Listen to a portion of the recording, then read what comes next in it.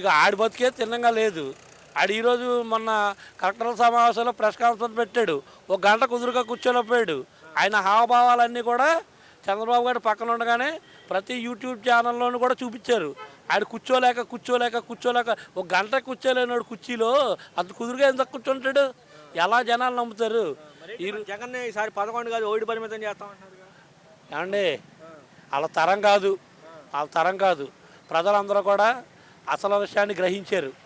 ఇవాళ ఏం కోల్పోయామనేది కూడా ప్రతి ఒక్కడికి అర్థమైంది. కాబట్టే ఈరోజు ప్రతి ఒక్కళ్ళు కూడా సింహావలోకనం చేసుకుంటున్నారు. మనం ఏం చేసాం, మనం ఏం తప్పు చేసాం అనేది ప్రతి ఒక్కళ్ళలో కూడా వచ్చింది. ఈసారి ప్రభావం అంటదా మరి ఉభయ గోదావరిలో పవన్ కళ్యాణ్? ఉభయ గోదావరి కాదండి, ఆయనకి ఎక్కడ ఏ ప్రభావం ఉండదు. ఎందుకంటే ఇప్పుడు మీరు చూస్తున్నారు, ఏదో సామెత ఉంది పూర్వం. ఆ సామెతలు నేను చెప్తే ఇప్పుడు బాగోదు, పద్ధతిగా ఉండదు. ఆ టైపులో ఇవాళ అలా రెచ్చిపోతున్నారు.